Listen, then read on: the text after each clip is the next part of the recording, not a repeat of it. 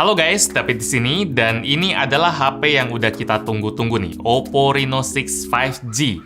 Kemarin pas kita ngebahas Oppo Reno 6 regular, nggak sedikit yang request versi 5G-nya. Padahal waktu itu belum jelas bakal masuk Indonesia atau enggak. Nah, sekarang sebulan setelah versi regulernya launching, udah ada yang 5G-nya. HP ini lumayan diantisipasi oleh penonton bukan karena kemampuannya buat nangkap sinyal 5G ya. Kalau soal ini jelas jadi keunggulan dibanding versi non-5G, tapi fitur 5G itu bukan sesuatu hal yang spesial lagi lah buat dibahas. Masa hebohnya udah lewat. Bukan itu yang pengen dikepoin dari HP ini. Oppo Reno 6 5G dikepoin karena bentuknya yang kelihatan familiar banget. Mirip sama... Saya nggak perlu kasih jawabannya pun Anda udah nyaut duluan dalam hati. Desain dari Reno 6 5G ini juga kayak gitu. Bagian sisi-sisinya atau frame-nya yang kebuat dari metal ini dibikin rata aja, yang bikin sudut HP-nya jadi kaku, jadi lebih tajam, kayak ngotak gitu. Dan ngasih kesan ala-ala HP jadul. Makanya Oppo nyebut desain begini dengan nama Ultra Slim Retro Design. Tren gaya fashion memang selalu muter-muter. 5-6 tahun lalu, desain beginian populer. Terus digantiin tren HP yang desainnya lebih ngelengkung, lebih ngikutin bentuk tangan. Sekarang balik lagi ke kotak yang kayak gini.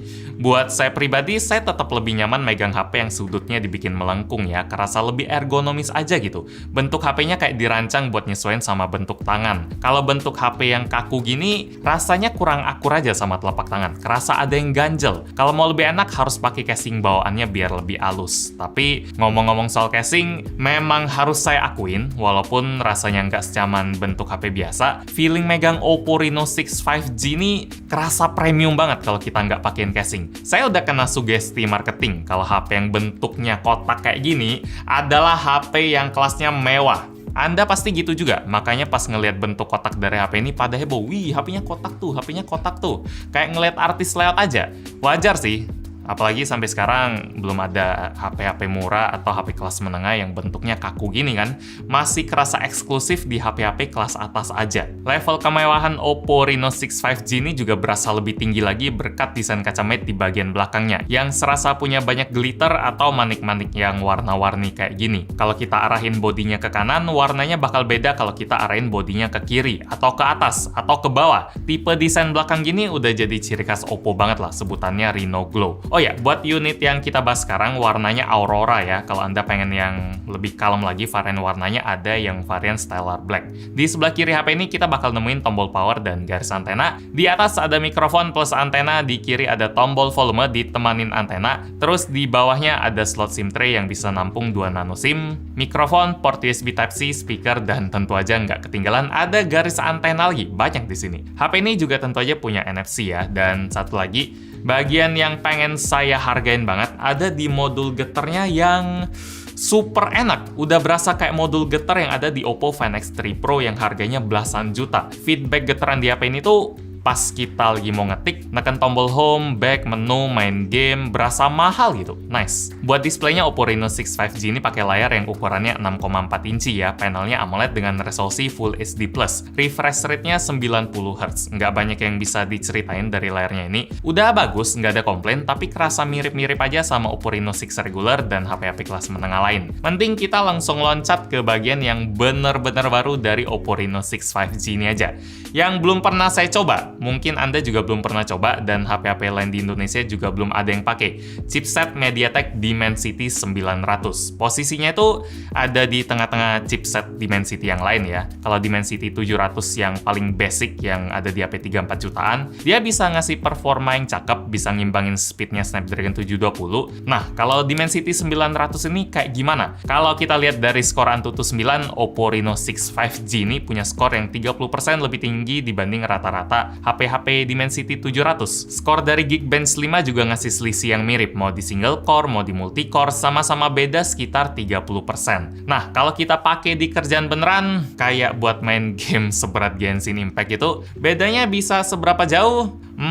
yang pasti bikin saya happy sih. Kalau di settingan lowest 60 fps, titik paling rendah yang bisa kita dapetin di 45 fps, paling rendah. Sementara rata-ratanya sendiri udah tembus 50-an fps, cakep. Terus pas saya push, pengen saya tes di settingan medium, ternyata jalan gamenya pun masih bisa lancar. Naik turun di 30-40-an fps pas lagi battle. Kalau lagi nyantai cuma jalan-jalan doang malah bisa tembus 50-an. Performanya termasuk beda jauh sama Dimensity 700 yang lowest saja palingan cuma 30-40 aja. Kalau Anda tanya gimana performa buat main game lain kayak Mobile Legends, tentu aja bisa lancar banget di settingan high frame rate ya, gampang lah. Tapi yang saya agak anehnya, kalau kita pakai buat main PUBG M, setting yang kita bisa dapat cuma di HD high aja, nggak bisa mentok. Dan lebih anehnya lagi, di settingan smooth pun frame rate-nya cuma bisa di high aja, 30 fps. Nggak ada ultra yang 40, apalagi ekstrim yang 60. Mungkin karena softwarenya itu belum dioptimalin oleh si Dimensity 900 ya. Semoga cepat di-update lah, sayang soalnya kalau powernya nggak kepake kayak gini. Pas main PUBG M, saya malah lebih salvo ke mesin getarnya lagi, yang bisa simulasiin jenis getaran yang berbeda, sesuai sama jenis senjata yang kita pakai, karena di HP ini udah ada mesin getar Z-Axis yang dikombinasiin sama fitur 4D vibration. Sekali lagi, mesin getar di HP ini memang maknyus lah. Oh ya, masih soal performa, RAM Oppo Reno 6 5G ini 8GB ya, yang bisa ditambah sampai 5GB lagi pakai fitur RAM expansion. Memori internalnya 128GB yang nggak bisa diekspansi lagi pakai kartu microSD, karena slot SIM-nya kayak tadi yang saya bilang cuma bisa nampung 2 nano SIM aja. Sekarang, soal baterainya, tangki yang ada di HP ini punya kapasitas 4300 mAh ya. Jatuhnya sih standar aja, nggak kecil, nggak gede. Daya tahannya juga standar-standar aja. Buat main Mobile Legends 30 menit, dia 8%, PUBG M setengah jam 8%, Genshin Impact setengah jam 15%. Yang nggak standar itu ada di kecepatan ngecasnya, yang ngisi 28 menit dia udah penuh.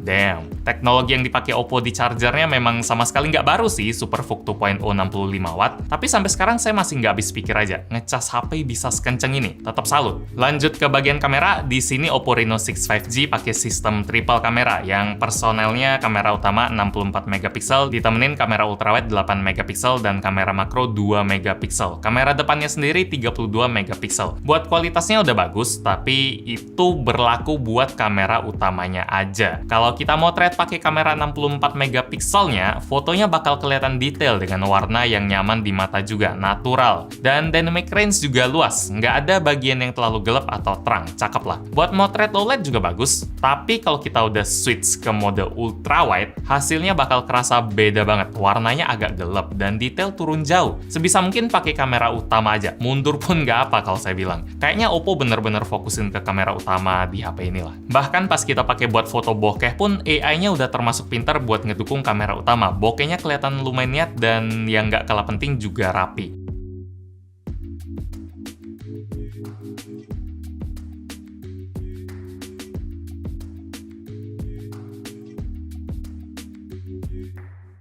Mungkin Oppo pikir udah tanggung ya kalau kamera utamanya mau bagus ya, sekalian AI buat bokehnya juga lah. Karena memang di seri Oppo Reno 6 mereka ada tanamin fitur bokeh flare portrait video juga yang bisa bikin video kita jadi ada efek bokehnya gitu, nggak sekedar foto lagi.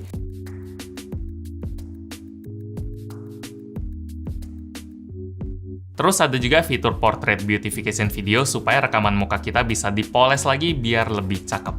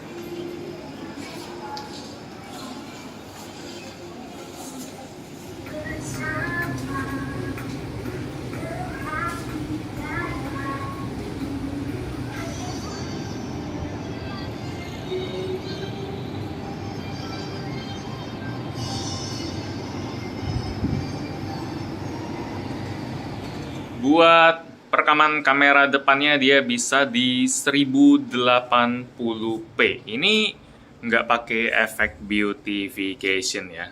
Dan kalau buat saya senangnya kayak gini sih. Soalnya kelihatan bener-bener aja, nggak kayak beda dari biasanya gitu. Kesimpulan saya soal Oppo Reno 6 5G ini lumayan beda sama tebakan awal saya sih. Saya kirain lewat desain yang ngikutin tren banget, terus dengan warna yang bling-bling, ditambah fitur kamera yang pengen ikut-ikut kamera mirrorless, Oppo fokus buat nargetin sosialita yang banyak gaya aja.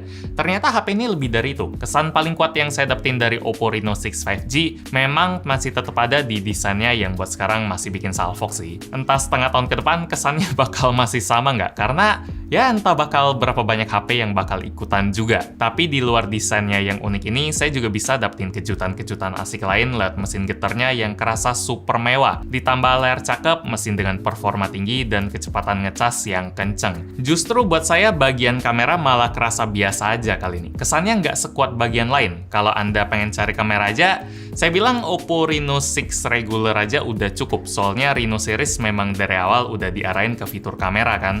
Kalau Anda memang pengen lebih dari itu, baru Oppo Reno 6 5G ini boleh dicoba. Oh ya, dari tadi saya belum ngomongin soal harganya ya. Harga resmi HP ini ada di 7,999 juta. Selisihnya sekitar 2,8 juta sama Oppo Reno 6 regular. Demikian review gadgetin buat Oppo Reno 6 5G. Like kalau Anda suka dengan video ini, dislike kalau nggak suka, dan kita ketemu lagi di video selanjutnya. Yo. 5G itu Pro yang baru ya, Nyan? Dulu Pro, sekarang 5G. Kalau ada Pro 5G gimana?